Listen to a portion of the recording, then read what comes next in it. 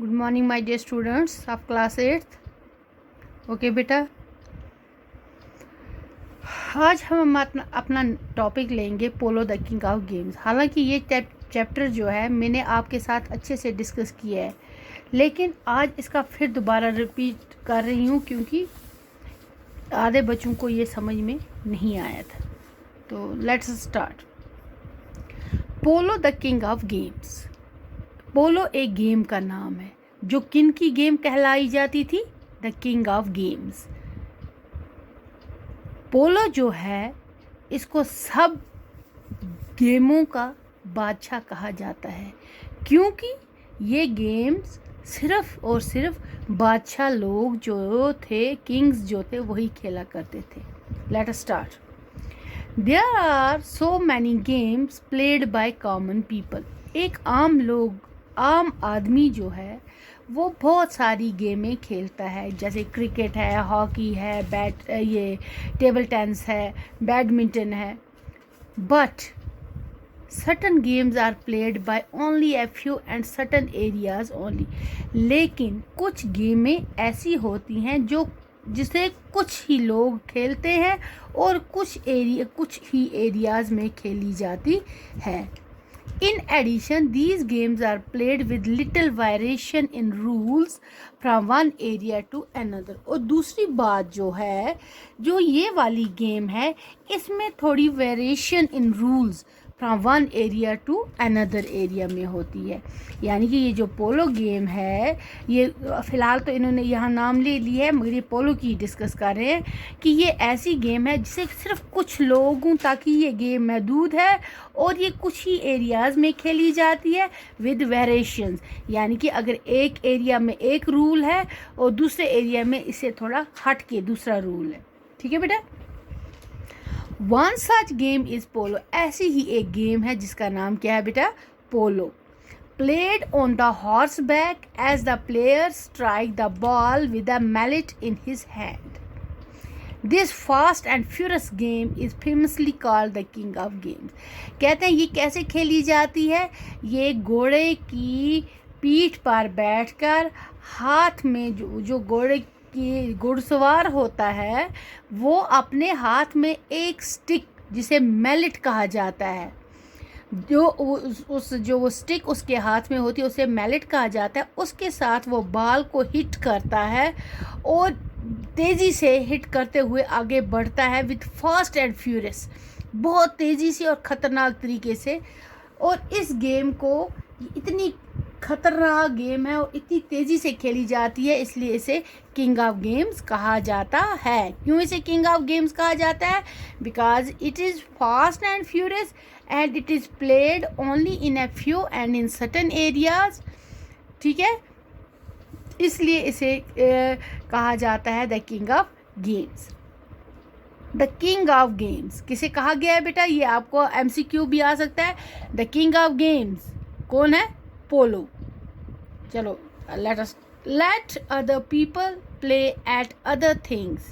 The king of game is still the king of kings. Game of kings। कहते हैं दूसरे लोग क्या खेलें क्या ना खेलें, लेकिन जो पोलो है वो किंग ऑफ गेम्स भी है और गेम भी सिर्फ बादशाहों के लिए है। Still the game of king. आज भी ये बादशाहों का ही खेल है। ये वर्स है, ये राइट ऑन है, ये पत्थर पे लिखा गया है। आई समझ आपको बेटा ये बात?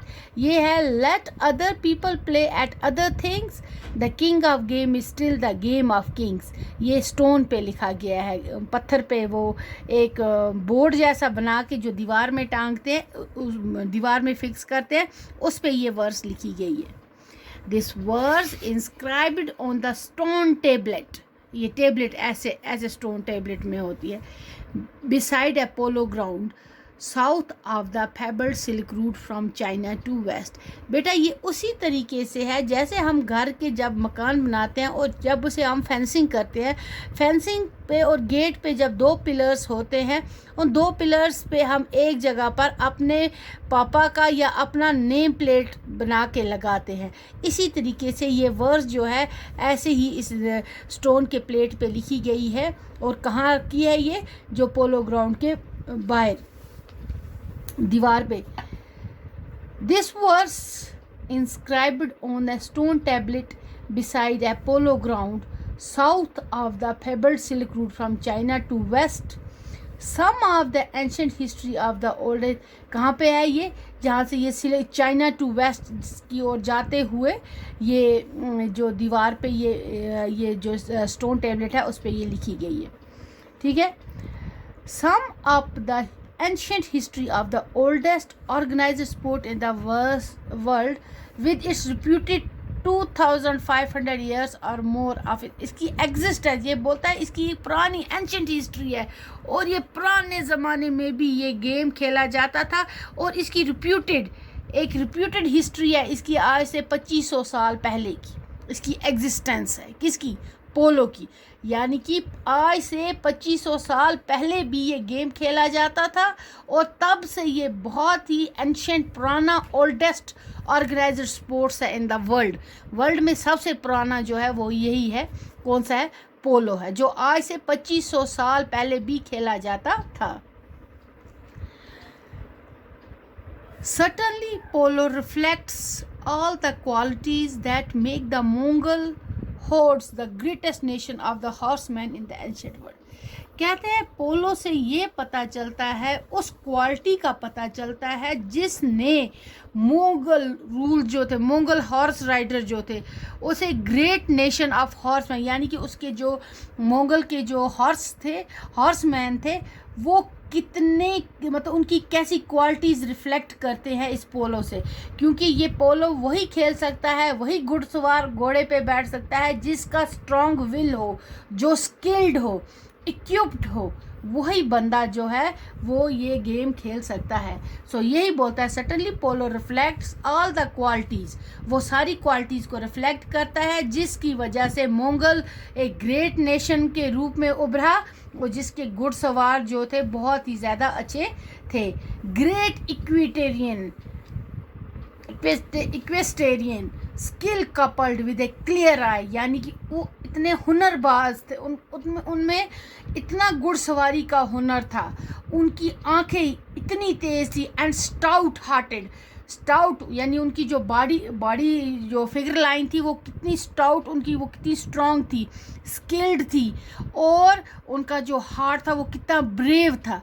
वो जिस वजह से वो पोलो खेल सकते थे, क्योंकि ये कोई आम गेम नहीं है। आप देखो ये आपके सामने एक तस्वीर भी है, देखो ये कितनी तेज़ी से भागते हैं। कई बार ये घुड़सवार इस घोड़े से गिर के मर भी जाते हैं। Polo was born in central Asia, कहाँ पैदा हुआ है पोलो की शुरुआत कहाँ पे हुई है, पोलो की बुनियाद कहाँ? Central Asia.